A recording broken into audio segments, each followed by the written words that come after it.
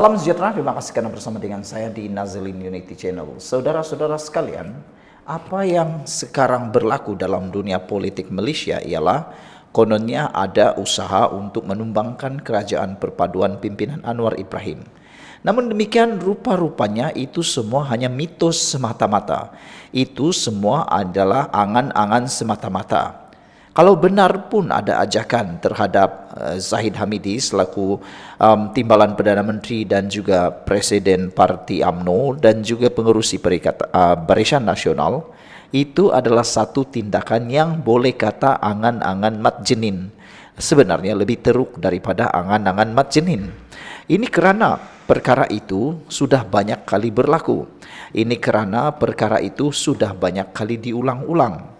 Anda mungkin marah saya nak membuat ulangan video ini, tetapi saya nak beri penekanan bahawa impian Perikatan Nasional mahu menduduki kerajaan semula di tengah-tengah panggal sebenarnya adalah satu impian yang lebih teruk daripada impian Mat Jenin.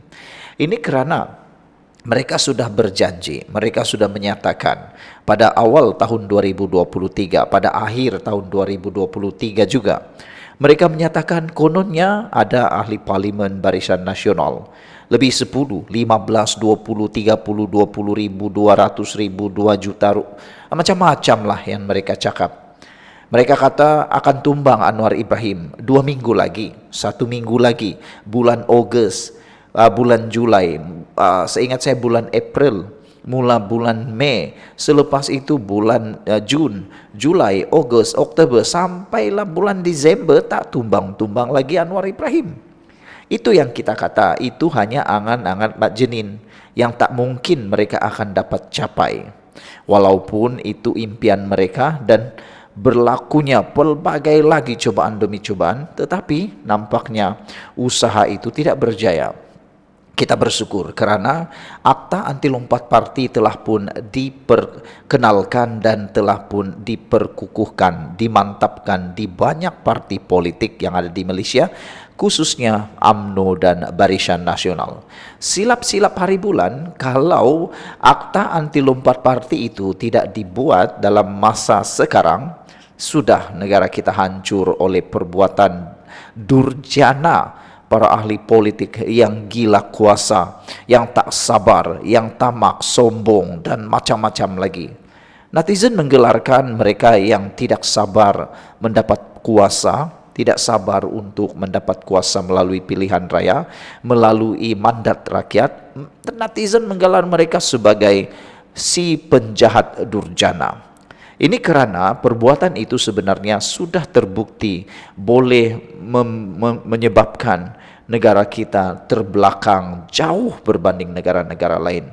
Manakala tidak, sibuk pula nak beli di sana sini.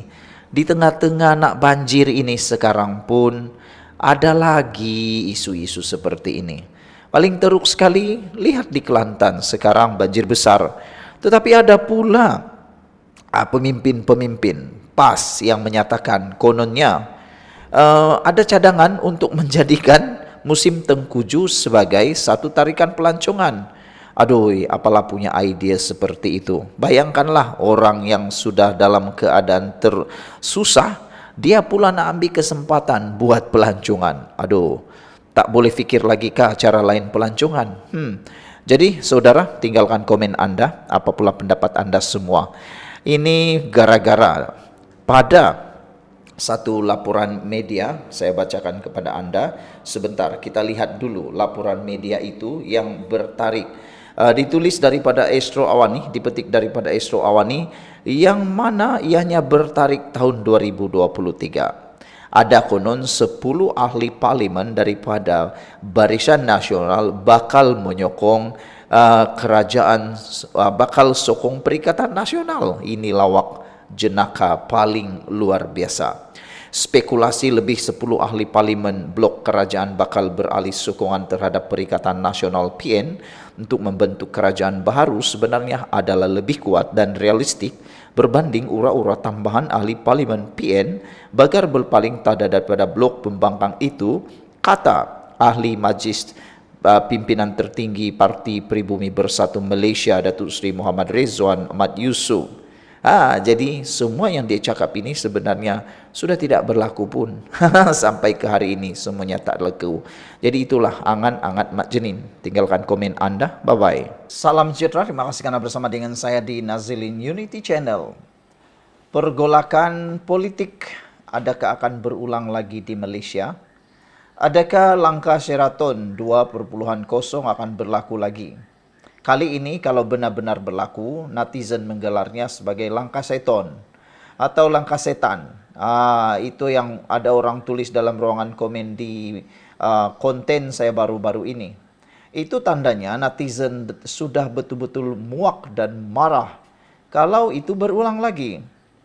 Namun demikian, Timbalan Perdana Menteri Malaysia merangkap Presiden UMNO, Pengerusi Barisan Nasional Zahid Hamidi, sekali lagi mendedahkan bahwa ada terang-terangan melakukan tindakan mahu mengajak beliau keluar. Hari ini kita ulang sekali lagi. Siapa agak-agaknya yang dikatakan bakal terpujuk, bakal dapat dirayu. Baru-baru ini dalam Januari tahun 2023 sebenarnya Zahid sudah pun mendedahkan identiti 10 ahli parlimen BN sokong Muhyiddin jadi Perdana Menteri. Kalau anda masih ingat, orang-orang tersebut ialah orang-orang yang besar-besar yang pernah memimpin Barisan Nasional, pernah memimpin UMNO. Dan ianya tidak mustahil untuk berulang sekali lagi. Dan adakah mereka akan menyokong jajaran baharu kerajaan yang akan menumbangkan kerajaan perpaduan Anwar Ibrahim ini? Semuanya tidak mustahil. Jadi oleh sebab itulah, mari kita lihat sekali lagi siapa identiti 10 ahli parlimen Barisan Nasional yang menyokong Muhyiddin Yassin jadi Perdana Menteri yang telah didedahkan oleh Zahid Hamidi sebelum ini. Presiden UMNO Datuk Seri Dr. Ahmad Zahid Hamidi mendedahkan 10 ahli parlimen Barisan Nasional, termasuk daripada UMNO yang menandatangani surat akuan bersumpah SD menyokong pelantikan Tan Sri Muhyiddin Yassin sebagai Perdana Menteri selepas pilihan raya umum ke-15 PRU 15 yang lalu. Pendedahan itu dibuat Pengerusi Barisan Nasional BN yang juga Timbalan Perdana Menteri ketika berucap pada sesi taklimat khas Presiden UMNO yang diadakan secara tertutup sempena Persidangan Agung UMNO tahun 2022 PAU 2022 di Pusat Dagangan Dunia WTC Kuala Lumpur pada waktu tersebut. Sumber pemimpin parti itu ketika ditemui memaklumkan Ahmad Zahid memperincikan kawasan diwakili ahli parlimen berkenan tanpa menyebut nama mereka, dengan mengatakan 4 daripadanya adalah dari Johor. Wah, siapakah 4 ahli parlimen daripada Johor yang disebut oleh Zahid Hamidi ini? Saya tidak berapa pasti dan tidak berapa ingat siapa ahli-ahli parlimen daripada kawasan Johor yang dimaksudkan Zahid Hamidi ini. Anda mungkin boleh membantu saya untuk menulis dalam ruangan komen siapa ahli parlimen yang dinyatakan oleh Zahid Hamidi ini. 4 daripadanya daripada UMNO, daripada Johor. Wow, ini memang menarik. Ahli parlimen ini adalah mereka yang menyokong Muhyiddin ketika kemelut pembentukan kerajaan tercetus selepas PRU 15 yang lalu, kata sumber tersebut. Nama ahli parlimen BN yang dirujuk Ahmad Zahid itu pula bukan sepenuhnya daripada UMNO. Sebaliknya, sebahagian daripada mereka mewakili parti komponen BN lain. Jadi siapa parti komponen BN lain yang cuba menyokong Muhyiddin Yassin ketika itu? Anda tahu dalam parti ataupun gabungan Barisan Nasional, antara komponen dalam Barisan Nasional ialah MCA dan MIC. Adakah ahli parlimen MCA dan MIC yang hanya beberapa orang sahaja itulah yang menyokong Muhyiddin Yassin? Kalau mereka lah yang menyokong Muhyiddin Yassin, agak-agak kenapa mereka menyokong Muhyiddin Yassin? Apa sebenarnya yang mereka mahu dan kenapa mereka tidak menyokong Anwar Ibrahim sebagai Perdana Menteri? Menurut laporan itu, mereka diminta untuk membatalkan SD ditandatangani untuk menyokong Muhyiddin. Dan semuanya akur dengan arahan itu kerana parti tidak membuat sebarang keputusan untuk menyokong sama ada Perikatan Nasional PN atau PH ketika itu, katanya. Melalui taklimat sama juga, katanya, Ahmad Zahid mendedahkan cubaan pihak tertentu yang mahu mendesaknya supaya berundur daripada pengerusi Barisan Nasional.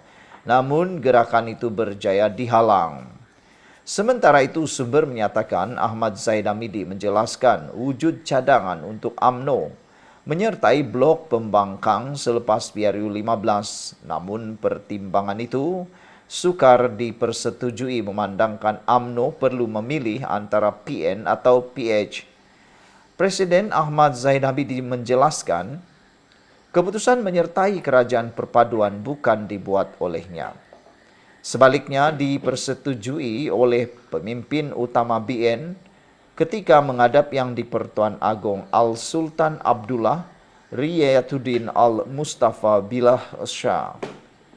Syarat yang ditetapkan UMNO ketika mengadakan rundingan dengan PH adalah kerajaan yang dibentuk adalah kerajaan perpaduan, bukannya kerajaan PH. Sebelum ia dipersetujui pemimpin PH, katanya.